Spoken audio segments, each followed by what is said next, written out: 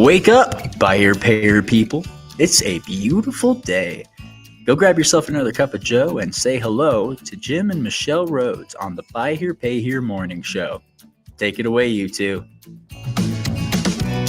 Good morning, everybody. Hello. Happy Monday. Monday again. Didn't we just do a Monday show? Yeah, they kind of blur. And I took the opportunity a lot of the weekend to catch up on your football. No. She's not a football person. No, I watched a really great movie on Netflix, but while he was off watching the football game with, she was watching Netflix. And so you're like, he gets home, about 10 o'clock at night, and he goes, or I said, who won? And he goes, really? You don't know? You don't know who won the Super Bowl. People have been waiting for this all year, and you don't know who won. The only time I watched Super Bowl for the commercials. Yeah, you didn't even do that. I didn't even do that.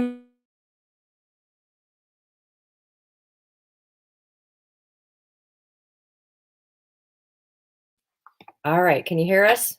Okay, good. We just told Chuck before we got started that we were our soundboard went off in the middle of something, and we were like, holy Hannah, that is not good. But Jim's mom does not enjoy football, so I opted to not watch it all, even for the commercials. And I figure, you can kind of watch them all on Netflix, or not Netflix, but YouTube today. So those of you who watched it and loved it, and there were favorites, shoot us a message to let us know which ones I should watch. Because they always are really fun and outstanding, and there's a lot of money that is put into those commercials. So there's some marketing lessons in there, but really it was quite a game. It was some of the games don't live up to hype, but that was quite a good game. But say good morning. Let us know where you're listening from. Make sure you can hear us. Make sure you can hear us. Yeah. I don't need the microphone right now. Apparently, we're just working off of the laptop mic. Some big news. Yeah, for sure. Some great big news that we're really happy about. Is that it was kind of not officially announced yet, but announced through social media and all of that we have a new NIADA executive director, CEO. Yeah. And really, really, really excited about it. So yeah, for sure. Yeah. Jeff is somebody that, so for those who didn't catch the news, it went out from NIADA, went out to the Texas membership. We got an email on last week. Last Friday. week. And we're a member through Texas, so we got that email, and we knew that was happening. And then, of course, Monday, this morning, an email goes out from NIADA first thing, making it official that Jeff Martin, the longtime executive director in the state of Texas, has accepted the job of CEO with NIADA, which is just outstanding news. That's such a great thing for the industry. So congratulations to all those who played a role in bringing that together. Yeah, so that's a big day. He's been there for 15, 16 years. I don't remember the number, but and just really one of the powerhouses of state conferences. And so, we're looking forward to seeing some really, really amazing things. Okay, so someone asked, what was the movie that you watched on Netflix? It was the one with Reese Witherspoon and Ashton Kutcher. I loved it. Oh, good. So yes. So if you want to catch a good movie, it's I do have to say one thing. I'm sorry, we're squirreling. Is that they keep referring it to as rom-com, and I'm like, what is this? Like one of those. I think of what's that stuff that people go and they dress up like their favorite character. Oh yeah, like. And so I was like, is this like Comic-Con? And and then all of a sudden after a little while I was like, oh, that's the shortened abbreviated romantic comedy. There you go. So it was really, really, really good. So okay, so Jeff Martin, fantastic. Looking forward to it. Yeah. So where's Karen? She's saying good afternoon to us. It's not afternoon yet. Even where she is, it shouldn't be afternoon. I know, so unless she's in Puerto Rico or something. She's vacationing. So, exactly. Never mind. So we're excited to bring in our guest. Quick mention, and of course we'll talk about it with Chuck. We got Chuck Bonanno joining us this morning, and I'm looking forward to kind of telling the story. I had an opportunity to work with Chuck many years ago. We haven't talked about that a lot. I'm going to kind of have him share his side of that story. I arrived in, she's just I can see him backstage laughing. Yeah, so. I think I look forward to talking about that. But yeah, let's bring Chuck in and for those who don't know Chuck Bonanno, I would say first, if you're in the buy here, pay here business, where have you been that you wouldn't know Chuck Bonanno? So he's been around the industry longer than I have. I mean, we got into the consulting business about the same time. So Chuck, can you hear us okay? I hear you guys great. Good morning. Can't hear him. I was afraid Hold that on. might happen. Give us a minute. Just one quick second. We're gonna have to make some adjustments on our side. So settings. Oh, it's probably because of this. Now speak. Okay, can you hear me now, guys? Yeah, we can. Okay. I keep this one muted when we're using the soundboard, and it's like it's still muted. Go ahead. Let's go for it. Testing. That's right. Yeah, this was our first try. Yeah, no, I've known Jim since I think that was around 2001, and we were both in the consulting side of the business through working with a DMS company, which is not easy.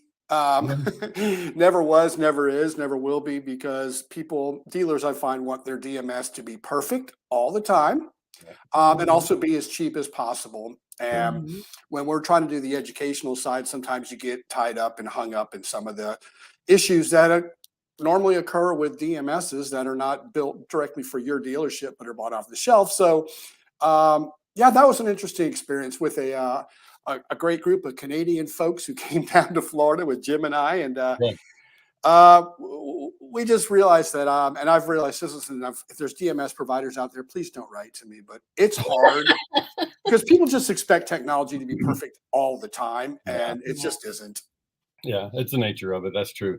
And yeah, the DMS thing was definitely a part of it. That company was one of those .com companies who was trying to consolidate and bring a lot of elements of the industry together in one place. And it was a noble effort, multiple DMS providers and lots of dealers in communication with us. But yeah, I could tell you, for me, Chuck, it was a great learning experience. I mean, that whole thing of being out there, and it took me across a big part of the eastern half of the country back in those days. And so, I would say when I do these consulting visits, and I'm sure you've seen something similar, it's like when I go out and do these consulting visits, I tend to learn as much as I teach. I tend to, new observations. And so you get to see how people do what they do, and maybe you've seen their numbers, and now you get to see how they reach those numbers, and so it's really helpful to be on the inside of those operations sometimes. So it was a great learning experience for me, obviously. Like you traveled all over the country now calling on dealers, and you've probably I've been in more than half of the US states, which I know that means you've been in, most of them, and calling on dealers and finance companies and buy here, pay here. So we're happy to have you here. I'm also got to say that, part of what prompted me to reach out is we've got this event coming up in March, and you've been gracious enough to join us for that event. And it's one of these big topics that's been kind of circulating for me for a long time. Last year, we recorded a 3-part series around this idea of why is there no blue sky in the buy here, pay here industry? Like, why can't we create something that is conveyable, so that we don't see so many dealers ending up in a unexpected departure from the business, or maybe even planned, and they're looking at some liquidation scenario. And I just find it so unfortunate, that dealers spend so much time building a business and they don't have any real value to translate. Not all of them, of course, some will enjoy that, but just far too few end up creating any kind of value. And as I was working on this event, we kind of settled in on the concept of enterprise value. Like, what is enterprise value? And so the thing that I ran across, it was really some business coach from outside of buy here, pay here said, ask a dealer, can your business operate well without you in the building? And if so, like, for how long? Like, how long would your business do well without you there?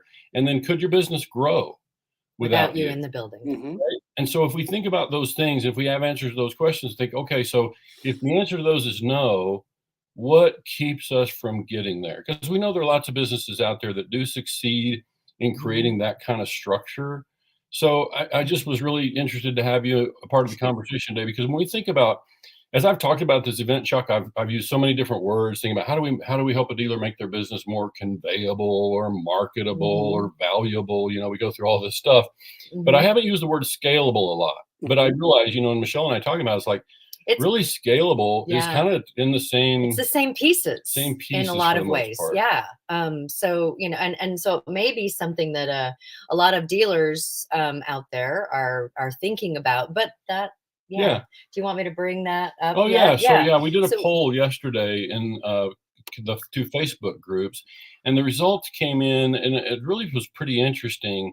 The numbers said that you see that largest blue group there said that they have a single operation and they're content to stay there. That was 57%. I threw some comments out there in the groups this morning. This won't be 100% accurate because we didn't get a chance to check to see if people voted in both groups. So that would obviously throw the numbers off a bit. But then the next largest group is their single location now, but are open to growing. I can't quite read the percentage. Would like on more. Just, and that was 22%. Yeah. And then the last group is they have multiple locations already and they're expecting to grow. It was interesting. There was not a single vote for we have multiple locations and we're expecting to stay where we are. So that just tells you that group, you know, if you have multiple locations, you're doing that for a reason. You must be seeing some benefit and you're expecting to continue to grow. So that's why I want to talk to you today about this concept of, you know, economy of scale and kind of what are the things that, you know, help a dealer to scale. So I might just have you share some thoughts on that first. Is like, what do you see as kind of what helps a dealer position to scale their operation? Well, you know, as this is the most capital intensive small business that you can imagine, it becomes the first one is, do you have the capital or the cash flow or the access to capital to even grow other than organically, which is just through positive cash flow? And that's really challenging and becoming more and more challenging every year. Sure. As we watched, you know, when I first got in the business, we measured cash in deal in weeks, not in years. And so the more you know, when a dealer has a store and he wants to have a second store and you want to add just 20 sales, I mean, you probably need another $1 million just based on average type numbers out there. The second part of that has been that we've changed to a digital marketing, but a digital retailing environment where the old how many rooftops do you have may not be as meaningful as it once was. You know, to have your name in lights in 27 little towns like we did at one point in our lives, you know, you might say, hey, maybe it's one per market, and if you need a bigger location than what you have because you're limited in sales by the number of cars you can display and all those things, or the shop you have, you can move. But most markets, you know, you can probably sell a lot more cars out of one location than 5 or 4 or 3. And so first getting past the capital stage, and then the other one, which you made a great point about, is one I made a note of before we talked, was so many single point dealers, the policy, procedure, and everything about their business is in their head. Amen. It's just Amen. And if they're not there, and I've seen it in the 20 groups that I've moderated over the years where they're taking calls at every break and, you know, getting frustrated by the silly questions that get asked back at home. And I said, you know, that's on you, right? I mean, you didn't share with them all the things, because most things are fairly simple and should be put to pen. But if you're going to have a second, third, fifth location, you need to have a written operations manual, certainly a compliance manual and a employee handbook, but an operations manual so that they act the same. Because if it's in your head, you can't be 2 places at one time, even with the wonderful technology that we have today and dashboards on my laptop for my DMS and everything else. We find you running between places, and then you've diminished your value to the place. And Jim and Michelle, you're exactly right. I mean, many dealers. That's why when it comes to selling these places, a lot of times I've seen people buy here, pay here dealerships and dismiss the ownership and the management group. And I said, you know, that's really all you bought. I mean, the cars and the store, I mean, you can do that every hour on the hour. I mean, there's a place to have, but you know, you got rid of what was expertise about this. The second thing about our business, which is unlike, say, a restaurant or a bakery or whatever retail type position you have, is we call it all buy here, pay here. And Jim and Michelle, I know you know, and I know the people watching know that, you know, I've got dealers who are in the same 20 group whose business model is dramatically different from the person sitting next to them. And that could be from number of stores or could be accounts, but it's also sometimes the car model. is dramatic. You know, I've got people with $25,000 and $35,000 ACV cars sitting next to somebody who has the old-fashioned $4,000 and $5,000 ACV cars. Those really aren't the same business. Yeah, that's a good point. Other than the dealer is financing the automobile for that one. So those are some challenges. Like I said, I think I told you in my last one, for those who don't know my history, my sister married a buy here, pay here dealer. I became his CFO. But we were a mom and pop shop, and we opened up store number 2 and store number 3 and store number 4. And then we bought out a bunch of dealers here in Florida and went public. And so the thing that I would tell every one of you is, we, unlike many businesses, we really lack the ability to get economies of scales on a lot of issues. And the first one is, if you guys have ever bid online against some of the larger dealer groups, they pay way too much for cars. Not a little too much, but way too much. Mm-hmm. Like, you would think, well, we're going to have the power to buy cars and buy our product cheaper. It's the opposite is true. Yeah. And that's really challenging on top of everything else that comes to the cars, because we're not in control of that source of inventory. There's lots of people bidding for those same cars. Then you start growing dealerships. And again, we had 27 at one point. We created positions. We had 3 regional managers and 27 store managers and a buying crew that had a buying, czar, and then 12 buyers. And it's like you start adding layers of management into your org chart, and none of those are ever cheap, right? We're not adding one more salesman or one more collector. Right. You're adding high prices for the cars, high prices for transportation, high prices for the management team. And in our business, the way this really works, and for a lot of people listening and watching today, some of the best things that you have going for you is that you're able to do this. I always call it on a shoestring. You're able to manage your business without spending a ton of money that otherwise you wouldn't spend. And we can see it from all of our benchmarks over the years in overhead per car sold. Mm-hmm. All of my guys with single lots, they run $1,500 to $2,500 a car, and all the big groups that are in multiple states, they're $5,500 to $7,500 a car in overhead. Yeah. It makes the business tough. Yeah, for sure. Mm-hmm. So the couple of things that come to mind as I hear you talk about that. One is this idea that first, guy who's in the capital space a while back told me, he said, there's a reason that these dealers are choosing buy here, pay here. Like, they're just fiercely independent. Like, there's a reason that they don't have, similarity or, anything that's very, that doesn't match another dealer. Sure. Because they're very independent. And that's the nature of this space. And that's part of why they've chosen to be there. And then the other thing comes to mind is, I had a fun conversation with somebody In fact, they sent me a text message, said, "Tell Chuck that Steve Taylor said hello." So yes. So, and Steve is really one of those success stories that are, unfortunately, they might become more prevalent as we go forward with large groups and public companies buying out and giving an exit strategy.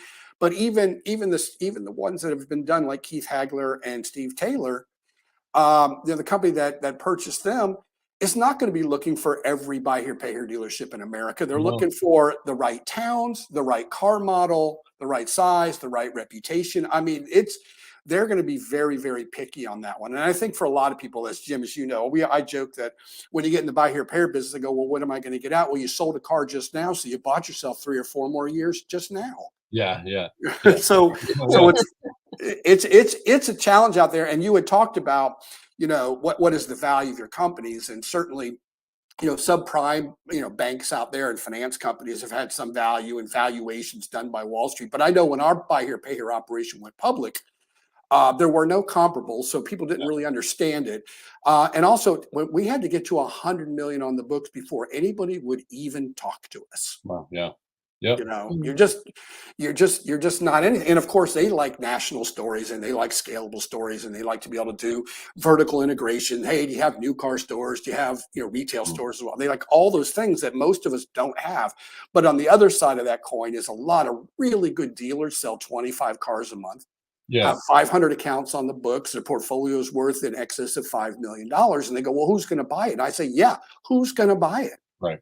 That's a big check for most investors. Yeah, I've been, you've heard from people over the years that are looking to sell and have $25, $50 million portfolios, and they're looking for you to kind of broker something. And it's just, there's not a big appetite for that. It's not going to make sense for angel investors. And, some could end up with private equity, but that's not a space that I live in. So it's Right. like I don't know that I can be much help in that regard. So I think when we do this event in March, I think one of the challenges has been, how do we help the average dealer just Mhm.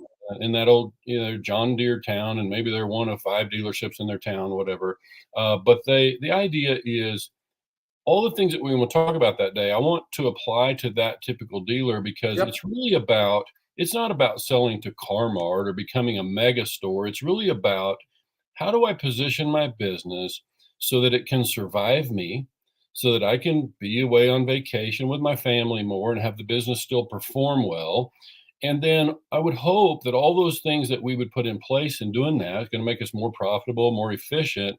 And then heaven forbid something happens, the business has a chance to survive me, has a Mhm. to continue to provide income for my loved ones instead of just having to liquidate it. Now they got to go figure out something else. So I think that's the piece that I'm really trying to help dealers understand. We're not Sure. that far. I wrote an article about 3 years ago, just kind of could you sell? And one thing I talked about is that policy and procedures thing. Like I called it an owner's manual. Like if I Mhm. got your dealership, Chuck, and I walked into your store tomorrow because something happened to you or you decided you wanted to go live in Hawaii or whatever, then if I step into your store, is there an owner's manual that I could follow and operate in that same way and expect similar results? That's And right. that's all we got to start there kind of as to where I'm coming from. And I think that can help families and loved ones who are not directly involved in a business. And while the dealer principal might be fiercely independent, the spouse or people who are going to inherit the Mhm. business might not be that way. So it's like, can we create something in this buy here, pay your business? And I think we know the answer is yes, but it's just we're trying to create that scenario. And are they going to all sell to Carmart? No, but the things that they put in place can certainly help them to sell their business to a competitor across the street. If they decide to exit, it's going to have more value is kind of the idea. So thoughts on that? Yeah, no question. And I will tell you that I'm working with a couple of smaller dealers right now and helping them create that owner's manual, that operations manual. They say, well, Mhm. I got a really good thing from my friends at Ignite on compliance. I go, that's really important, but Oh that yeah. doesn't tell anybody how to drive the ship. Yeah, yeah. Right. And of course, doing this as long as I have unfortunate stories. Right. Yeah, I have where the dealer principal was incapacitated or even, God forbid, they passed away sure. and nobody had a roadmap for when they left. I mean, literally not even knowing what to do the very next day. And it's a horrible, frightening story. And of course, the one thing you talked about, fiercely independent, entrepreneurial type people, is I can tell you the one flaw they all seem to have is that they think they're going to live forever. Yeah, that's a good point. And if you do and if you don't, and most of the success stories I've been fortunate to witness have typically been succession, right, where they Yeah, really yeah. have somebody there. But the actual buying, I've told a dealer, not maybe in the last few weeks, I said, look, you need to go bang on the door of a couple of your friends that you've known for a long time who are your competitors. You guys probably need to write up an agreement that you Yeah. take care of the people either way when those things happen. It's like you don't have to buy anything yet. You don't have to do anything. But I've also been that person who had a gentleman in Virginia pass away, and his accountant, his lawyer, and his wife called me the next day saying they said call you. Yeah. I'm like, okay, well that's great. Yeah. Yeah. I don't know what his wishes were, Yeah. but we can tell you how to make this thing go on. We can also share with you how to liquidate it if that's the best scenario for you in your life going forward. Because there's a lot of spouses, especially, who, and some of them are even involved in the small business, but they're only involved in the business because of their husband or wife, Yeah. not because they love it, not because there's a passion there. But then you also get I call not really hangers on, but the periphery people like accountants saying, well, don't give up this business. It's awesome. Yeah. But if Jim, you guys know better than anybody. If you don't love this, well, it's Yeah. hard if you do love it. It's Yeah. really hard if you don't love it. Of course. Yeah. It's Yeah. challenging. So I really caution people on that one there. I think it does start with an operations manual, an owner manual, where you write it down. It doesn't have to be sophisticated. It's not going to look like General Electric's operations manuals. I mean, just where you put down the things that we want to do and things that we don't want to do every day, and the process to getting there, and that'll help you if you don't grow. I mean, it just helps you with new people and training. And again, I always listen to my dealers in the hallways talking about, well, do this and then do that and go do this and do that. It's like, and that's where you talk about what happens when you're not there. And I said, I very rare do I hear somebody say, well, what do you think you should do? Yeah. Yeah. I said, sometimes they give you a terrible answer or they make a bad decision while you're away, but it's like, okay, let's walk through that and see why it's important. It is also hard for those who want to have some sort of succession plan or make the business go on when I've had wonderful employees in my dealership career over time that I don't want to say they don't have the ownership gene, but working for somebody versus owning it is a very different animal. Yes. Right? Yes. And some of my best people, really, when it came down to, okay, now you own this thing and you signed on the lines of credit and you're signed on the lease, well, that changes everything. Yeah. Well, and that's one of the things that we were talking earlier about. I won't have a lot to add because I haven't been by your payer, but I do understand this concept that if you want to be able to have a succession, one of your family members, then you need to be willing to give up more and more decisions and control day by day to those people. It makes a big difference. One other thing that we were talking about, when something, God forbid, happens that the dealer is no longer there, we've seen, and I'm sure you have as well, where something happens to the dealer and he's out of commission for a couple of months. And that happens more often, I think, than they died, because it's like any number of things can create that scenario.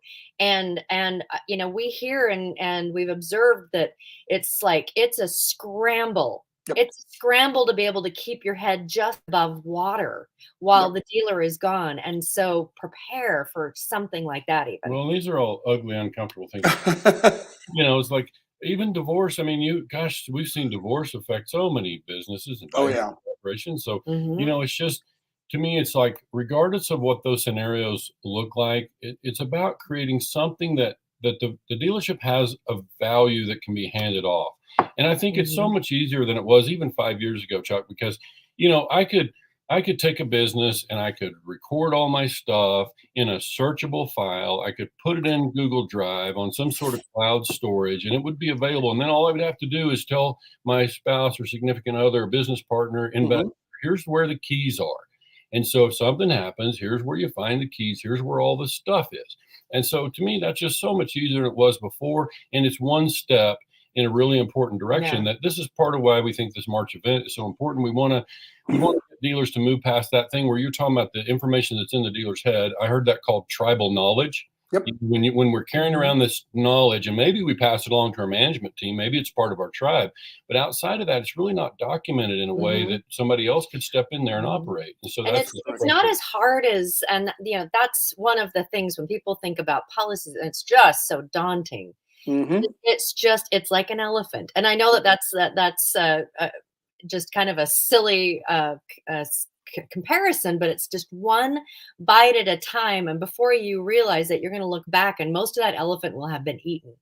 And then besides that, you put it somewhere where this is all of the stuff that's up here, you start sharing it and developing it with your team. Because when your team has some ownership and some ability to be able to say, hey, if we did it this way, it would be more efficient, we would have better success or whatever, and being open to the team helping to develop that as well, it actually creates something that I think the team gets behind even more. Yeah, that's one of the things. Again, on one of the operations manual I'm working with the dealer with right now, I said, look, I'm going to give you the blueprint, the template, the questions to be asked, but please don't sit at your house tonight and bang this all out. You got to involve your team.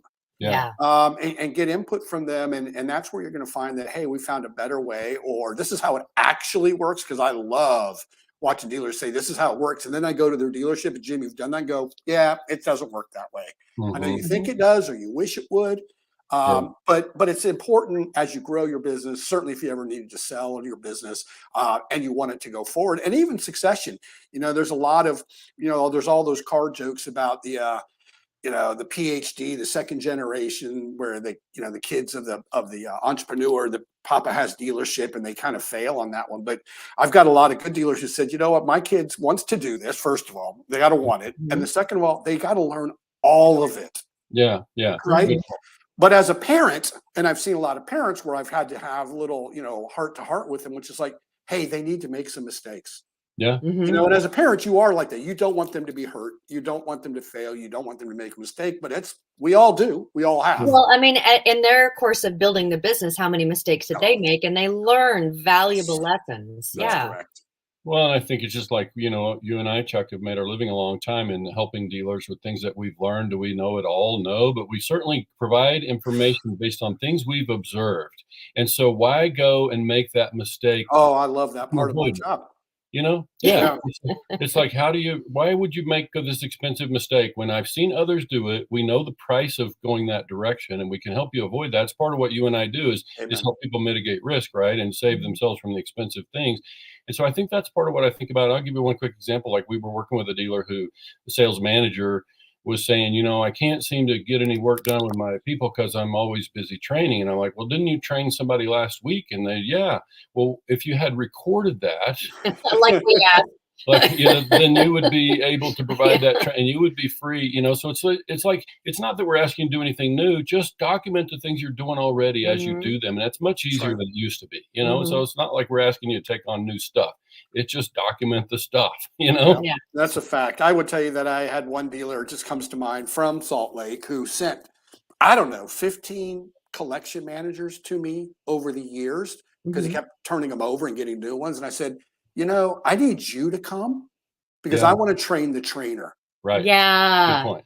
That is one of the things that we frequently do with our clients is, we'll do some training or we'll tap them into some things that we have in the Institute. And it's like, you have to learn it first or alongside at least with them. Yep.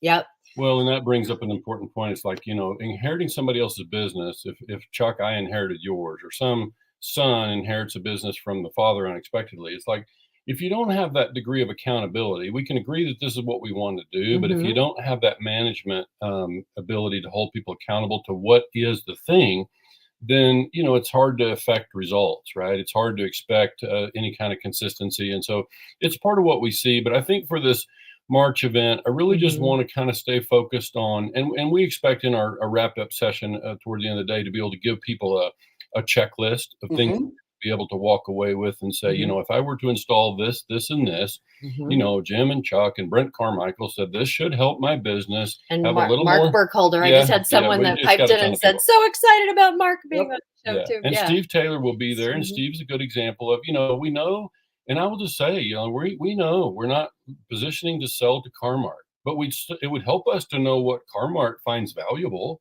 Yeah. And so, let's listen and pay attention. If we can install those things, at least we would have that option. I always say, I love to have options. I love for my clients to have options. And so we're just trying to create scenarios where they've got businesses that are more conveyable. And in the course of doing that, their business is going to become more fundable. And all those things that we talk about. So it's an exciting opportunity. I think the challenge with this event's been, how do we get people to understand we want people there even if they're not looking to sell or buy. Right. Not just that, there's a ton of stuff we're going to talk about that'll be valuable. That will help at any stage of business. Absolutely. Thank you, Chuck, so much for joining us. My pleasure, as always. Yeah, and we look forward to having you on the show again sometime soon. And we're looking forward to the end of March 30th, and it's going to be an all-day long event. And Chuck will be there to add his wisdom. He won't be there all day. We won't. To add his wisdom to the things that we're going to be talking about, and there's going to be some really great deliverables at the end of the day. Yeah. So in the meantime, thanks again for tuning in, and the last mention for the fact that Jeff Martin has stepped into the helmet. Hey, Chuck, do you want to stick around for just a second and after we close off the show? And again, thank you so much for joining us today. All righty. So Jeff Martin again. And we will be having him on the show soon. That there's probably sometime next week. This or next week, someone mentioned Mark Burkholder. Mark Burkholder will be here with Mark and Brent Carmichael are going to be joining us at the end of February 27th, I think. On the 27th, Monday the 27th, of February. And we have people that we think are going to be joining us Wednesday and Friday of this week. But stand by. Yeah, stand by. We just have to get some last little bits of yes from them. So thanks everyone so much for tuning in. We great conversation. If you enjoyed it, please put on your calendar March 30th for the day-long event that we're going to be doing then.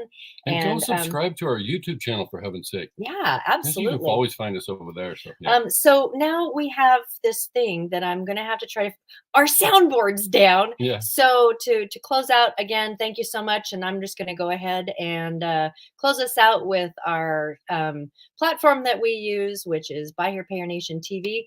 Hope you all have a fantastic day, and we will see you on Wednesday.